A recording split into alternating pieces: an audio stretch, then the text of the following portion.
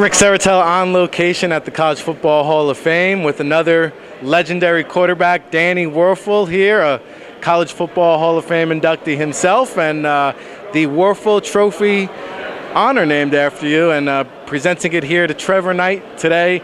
If at first you don't succeed, Danny, try again. A two-time nominee. This time he wins the award. Why don't you tell the people at home what entails going into winning the Wuerffel Trophy? Well, the core about the Wuerffel Trophy is community service. So, you know, we do take a peek at the athletic performance and the academics as well, but primarily it's an award for community service, for giving back. And this young man, Trevor Knight, has just had a phenomenal college career, both at Oklahoma and at A&M.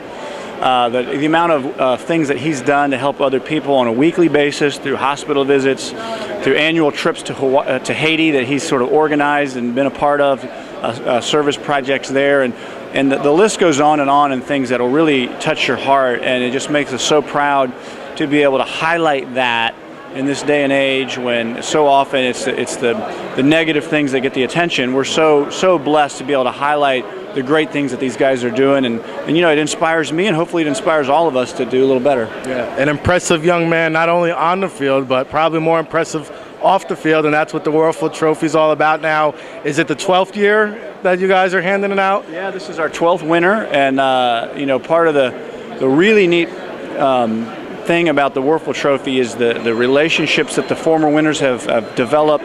Everyone comes back almost every year.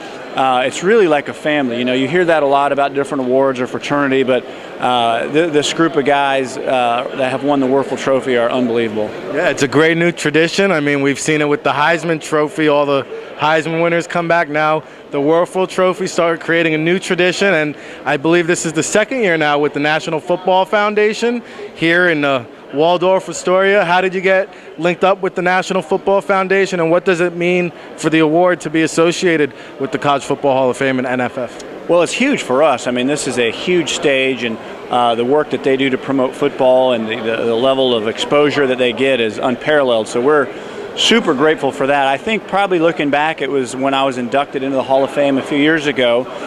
We kind of got reconnected since, you know, I was here 20 years earlier as a scholar athlete and the Campbell Award winner. So coming back, reconnecting with Steve and Matthew, and I think them hearing more about our mission at the Wuerffel Trophy and seeing how that complements what they're trying to do, and so we've joined up.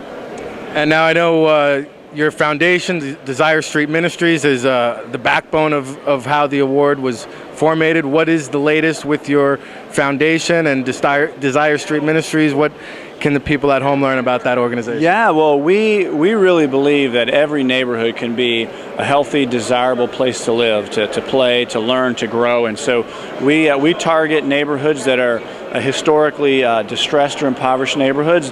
But the thing that we love is we find people that live in the neighborhood, and we get behind them and help them be the catalyst for change. And so we're working in neighborhoods now primarily all over the Southeast. We'd love for people to learn more about what we do. Our website is desirestreet.org. One long word, spell out street, desirestreet.org. And I hear now the organization is also affiliated with the Gators-Georgia rivalry as well. Yeah, our kind of our flagship fundraiser for Desire Street is the Florida-Georgia weekend in Jacksonville. We have a big golf tournament. We pit Florida Gators against Georgia Bulldogs, both fans and celebrities and coaches, former coaches. So it's a big fun event. If people want to get a taste of the Florida-Georgia game and be a part of a big rivalry, they can come down and join us next year at TPC Sawgrass, a beautiful venue. Oh, we'll definitely check that out. And two last ones for me, because here at the NFL Draft Bible, we do like to educate players who are making the transition from college to the NFL, and a lot of times it happens rapidly. They're in bowl games. Next thing you know, they're at the Senior Bowl, and sometimes these guys have to make a quick decision on the agent selection process. It's a different nature of the beast with NFL training facilities, specialty managers, financial advisors. I mean, it's very overwhelming. It's come a long way since you came out for the draft, but for those players now turning their attention to that whole process, I mean, any piece of advice you can kind of pass forward to these young men? Well, hopefully there's someone in your life, a parent, a coach, maybe someone from your university that could sort of help you in that process. You do not want to be navigating some of these decisions by yourself. And when you're a successful athlete, you're pretty confident, so you might think but this is a whole new game. And so I think having some good counsel is the first thing I would advise.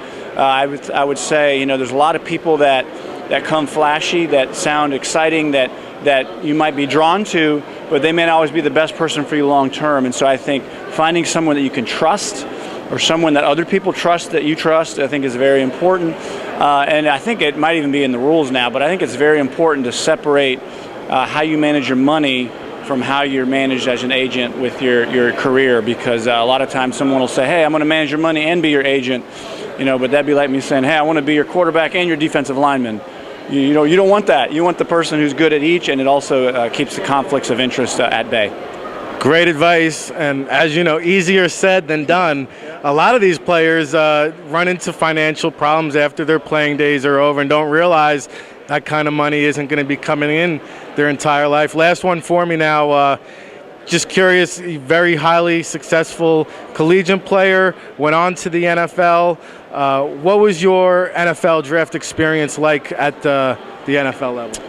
Well, I was not high enough to be invited to New York, and in the way they did it back then, they didn't bring as many folks. I really wanted to downplay the craziness of it. I had a friend one year who had a party on Saturday and didn't get drafted till Sunday.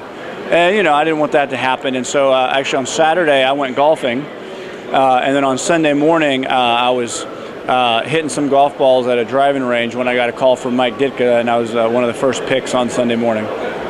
Incredible story. We thank you for your time. We will be on the lookout at DesireStreet.org is the website? Yes, sir, DesireStreet.org. And you are also on Twitter as well, aren't you? Yeah, at Danny Wuerffel. All right, there you have it. Mr. Danny Wuerffel himself for Rick Serritella on location at the 2016 College Football Hall of Fame at the Waldorf Astoria.